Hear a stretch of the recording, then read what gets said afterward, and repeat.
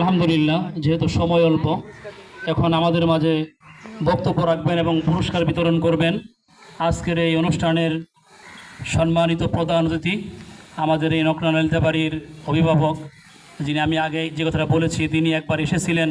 আল্লাহ পাক রব্বুল আলামিন এখন তাকে এমপি হিসাবে নিয়ে আসছেন। আল্লাহ পাক রব্বুল আলামিন তার যেন তার আব্বার অসমাপ্ত কাজগুলো সমাপ্ত করার তৌফিক দান করে, আমরা সেই দোয়া দিল থেকে করি। এখন বক্তব্য রাখবেন আজকের এই অনুষ্ঠানের সম্মানিত প্রধান অতিথি, শ্রদ্ধেয় ইঞ্জিনিয়ার ফাহিম চৌধুরী এমপি, মাননীয় সংসদ সদস্য শেরপুর 2। তাকে তার বক্তব্য দেওয়ার জন্য নকলা বড় মসজিদ মাদ্রাসার কমিটির পক্ষ থেকে বিনীতভাবে অনুরোধ জানাচ্ছি।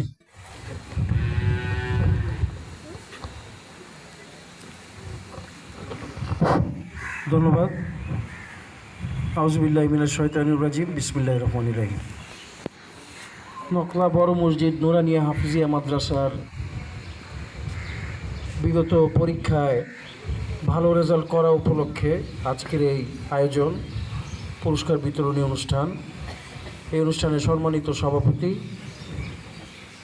উপস্থিত অত্র প্রতিষ্ঠানের সম্মানিত কমিটির সদস্যবৃন্দ, সম্পাদক মণ্ডলীবৃন্দ, এখানে উপস্থিত আমার সঙ্গে মঞ্চে বসে রয়েছেন যারা, আমাদের রাজনৈতিক সম্মানিত নেতৃবৃন্দ সহ আমার সম্মুখে উপস্থিত অভিভাবকবৃন্দ এবং ছাত্ররা, আসসালামু আলাইকুম ওয়া রাহমাতুল্লাহি ওয়া বারাকাতুহু।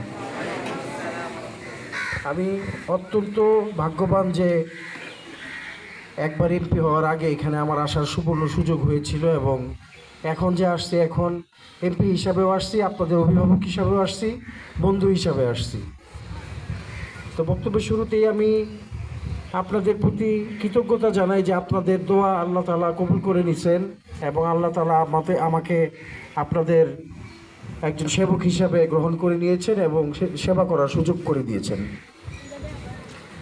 এই মাদ্রাসা নিতান্তই একেবারে নিজের মাদ্রাসা বলে মনে করি, কেননা বেলায়েত ভাইয়ের সঙ্গে আমাদের উঠা বসা দীর্ঘদিন যাবৎ।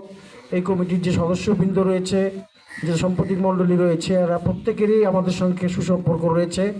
পাশাপাশি যারা ছাত্র এবং অভিভাবক আছেন, তাদের সঙ্গেও তো আমাদের সম্পর্ক অত্যন্ত সুদৃঢ়। তো এই মাদ্রাসার যে নিড বা যে চাহিদা রয়েছে বর্তমানে, যেমন বাউন্ডারি ওয়াল আর ওই মসজিদের উপরে যায় বাচ্চারা থাকার পরিবেশটা তেমন ভালো না, এই দুইটা দাবি আপনারা জানাইছেন। তা আমি মনে করি যেহেতু বাচ্চারা থাকতে বা ঘুমাইতে তাদের অসুবিধা হয়, আমি ওই টাইলসের কাজটা হয়তো আগে করে দিতে পারবো ইনশাল্লাহ আপনাদের দোয়ায়। টাইলসের বিষয়ে এখানে আমার সম্মানিত পিএ সাহেব আছেন, উনি নোট করে রাখবেন। আমি টাইলসের রিকোয়ারমেন্টটা আপনারা যদি দিয়ে দিতেন আমাকে, আমি ওইভাবে একটা ব্যবস্থা করে দেবো।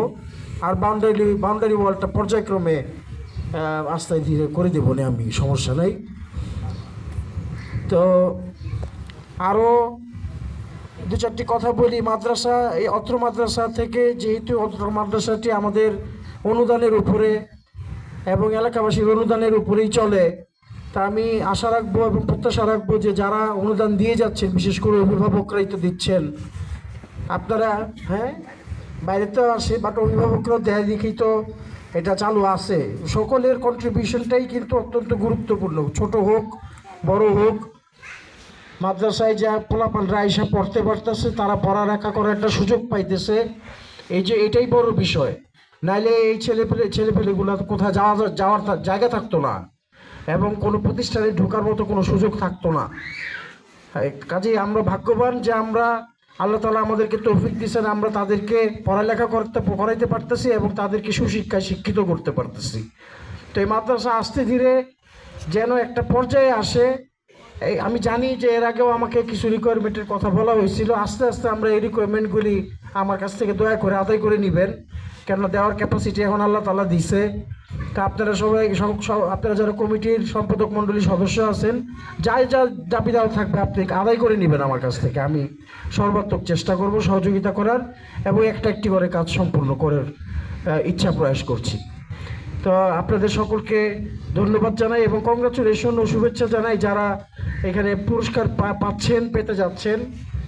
তো এবং গুড লাক জানাই, আগামী পরীক্ষাগুলো যেন আপনারা ভালো দিতে পারেন, পড়াশোনা ভালো মতো করবেন ইনশাল্লাহ।